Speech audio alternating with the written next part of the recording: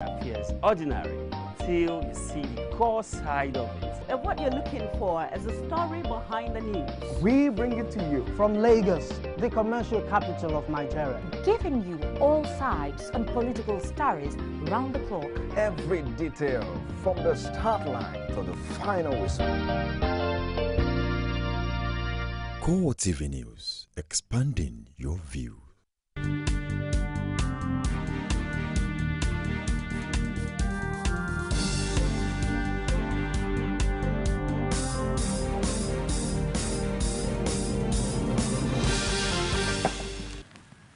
Hello there, this is CoreTV News on the hour. I am Nifemi Oguntoye. Suspected insurgents have killed the emir of Gwaza in Borno State, Idrissa Tinta, in an attack along Tashan Adade in Bio local government area. The Secretary to the State Government, Babajida, made this known in a statement issued in Maiduguri. The Borno SSG says the three traditional rulers who drove in the same vehicle were on their way to Bio to pick the emir of Bio. The four traditional rulers had planned to drive in a convoy to Gombe State to attend the funeral of the emir of Gombe, who was to be buried on Friday. The late emir was recently elevated to the position of a first-class traditional ruler by Governor Kasim Shettima. The defense headquarters says it has uncovered a plot by some groups to embark on a campaign of calumny aimed at discrediting the military. This is contained in a statement signed by Director of Defense Information Chris Olukolade in Abuja. The statement says the campaign was aimed at indicting the military and its operations in the northern parts of the country. The statement alleged the campaign was expected to forcefully whip up sentiments of genocide, allegedly targeted against a particular religious group. It added that the perpetrators also hoped to use it to gain some mileage in the drive to secure international attention. The statement, however, advised the public to watch out and not allow themselves to be hoodwinked by what it called the acts of infamy orchestrated by a desperate group. The movement for the emancipation of the Niger Delta has suspended all acts of sabotage, including what it describes as incessant attacks on oil and gas pipelines. The militant group is also demanding the release of Henry and Charles Oka from detention as a condition for dialogue with the Nigerian government. MEN spokesman Jomo Bomo said in an open letter to President Jonathan that the gesture was in response to the olive branch he extended to all aggrieved groups in his Democracy Day speech. The group also demanded the suspension of court proceedings and presidential pardon for all its members either convicted or awaiting trial. MEN admitted that it carried out the October 1st, 2010 bombing to counter the impression that it no longer existed after a number of prominent militants had accepted government's amnesty offer. Henry Oka, a leader of the militant group, is serving a 24-year jail term in South Africa in connection with the 2010 Independence Day bombing. His brother Charles is also facing trial over alleged involvement in the attack. Reactions continue to trail President Jonathan's declaration of outright war against insurgency and the offer of amnesty to repentant terrorists. Bid Okoro, who went to town to feel the pulse of the nation on the issue, filed in this report. Reactions continue to trail President Goodluck Jonathan's Democracy Day broadcast to the nation, directing security forces to launch a full-scale military operation to put an end to the insurgency in the country.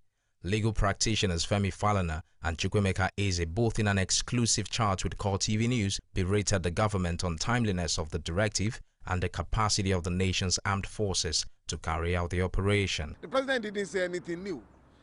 The belief of the government is that there are some of the members of the satanic force that may want to lay down their arms and embrace amnesty, while the rest will have to be fought to a standstill. In his usual manner of doing the right thing a little bit late. This one is a little bit late. But I think he has succeeded in proving those that said we should handle Boko Haram with kid gloves wrong. Because many people have been saying you should pamper them, you should do this now. The Nigerian armed forces have the capacity. Having regard to the record of performance in peacekeeping operations around the world. On the presidency's offer of amnesty to the members of Boko Haram, Falana agrees that it is a possible way out of the current terror attacks. The last time government did that, the Boko Haram sect said it was the government that needed amnesty from them and not the other way around, because the government for them had committed grievous, iniquitous offenses against their members. Examining the presidency's directive and offer of amnesty from a security perspective, Richard Amuwa, a security expert, advised for a cautious approach in order to prevent a reprisal attacks. My question to Mr. President is that, are we launching this, this full-scale war right, now with all these children with Boko Haram? If we are launching a full-scale war against Boko Haram at this time, the point here is that, are we praying or are we working to bring these children back alive?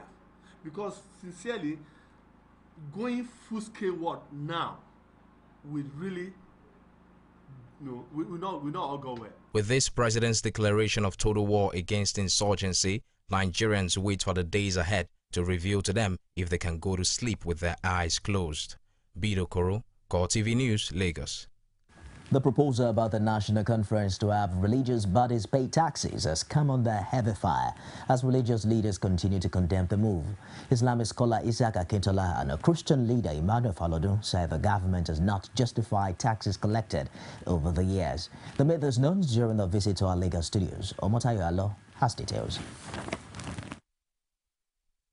Many religious organizations in the country are now running multi-billion naira investments which are regarded as religious ventures and thus not taxable by government.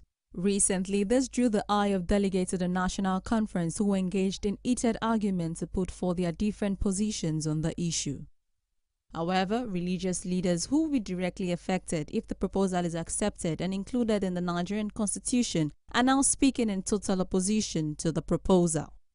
No, churches should not be taxed because the people that contributed the money must or should have been taxed from their own place of employment of labor. So if that is being taxed again, then that is multiple taxation. When you talk of tax, it should be moderate. It should be affordable. There should be human angle to it. It should have a human face.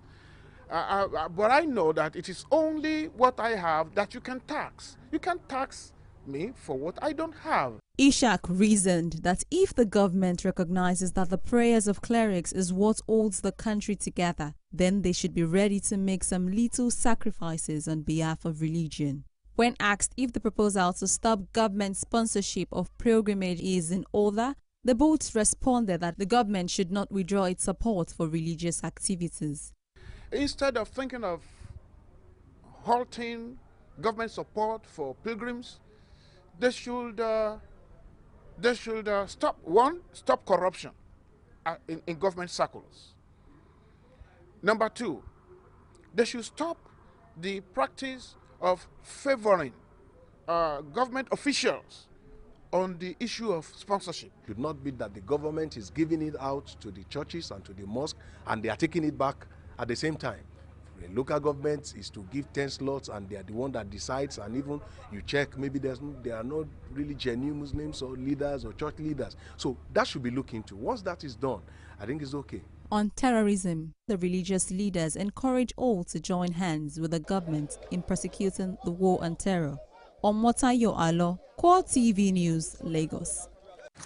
As politicians in Osun State position for the August 9 governorship contest, Labour Party in the state held its party primaries at the Leisure Spring Hotel, Egbedore local government area.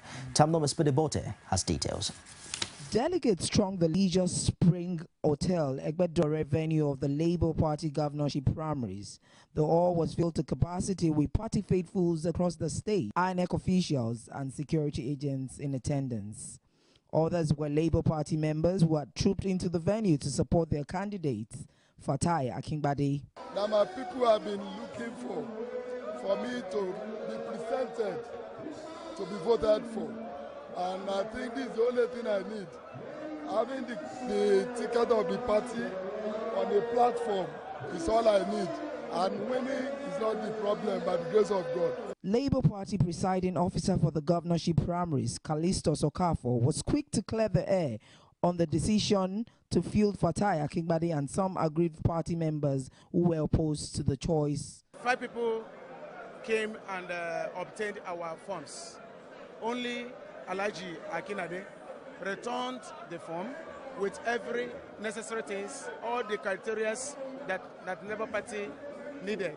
He complied with all of them. The consensus choice of Fatai Akingbade by all delegates were welcomed by party loyalists who vowed to give their support to his candidature. There's going to be a change of everything. You know, we women, we are the one who is suffering the most problem in the country now. We have to care for our children, care for the father, care for the family, and there is no money.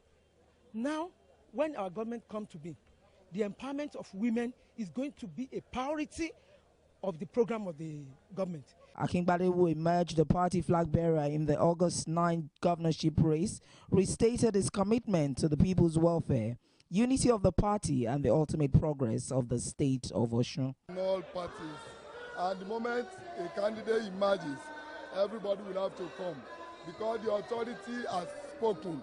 The authority is the national headquarters of the party, and they have spoken, except if you have an ulterior motive, if you are being used, if somebody is behind your agreedness, then you can decide to do whatever. With the emergence of Fatai Akingbade as the governorship candidate of the Labour Party, an addition has been made to the fold of keen contestants for the Bola Ige Government House come August 9, 2014.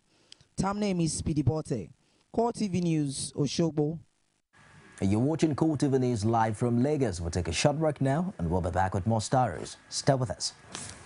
CoreTV News now provide a platform for live coverage of political rallies and electioneering campaign from anywhere in Nigeria. Political news stories, political editorial reviews, political discussions, personality profile, People's Parliament from the National, State and Local Government Assembly. Contact us now on 0803-471-8550 or 0803-724-9733. 01453-3407. Our 24-hour news station.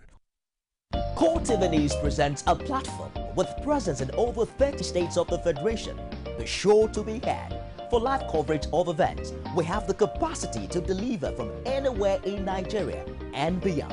Contact us now on 0803-471-8550 or 0803-724-9733. 014-533-407. Our 24-hour news station.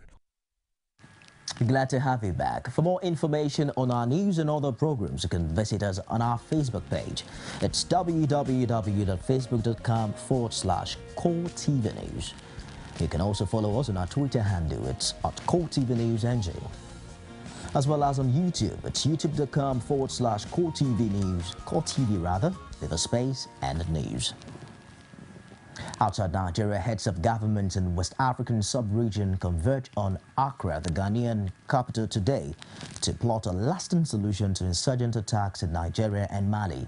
The meeting is focused on combating the Boko Haram insurgency that has shaken regional powerhouse Nigeria and the crisis in Mali, where Tuareg rebels have launched a fresh series of attacks in the restive north. The chairman of the Economic Community of West African States, Ghanaian President John Dramani Mahama, in his welcome address explains the sub-region commitment to the ongoing war on terror in Nigeria. According to Mahama, Nigeria's acceptance of foreign assistance from France, Britain, United States, and others is a step in the right direction. He emphasized that Nigeria must be open to all options at this time of need and do everything to stamp out insurgency in the country. Mahama berated Malian rebels for renewed armed struggle within the country, pointing out that it is a breach of the Ouagadougou Agreement, which brought about truce. He says the initial response is to ensure that there is a dialogue of all parties to come back to the Ouagadougou Agreement and abide by its implementation. That's it in CoreTV News this hour. We'll be back at the top of the hour with more. I am Nifemi Oguntoye.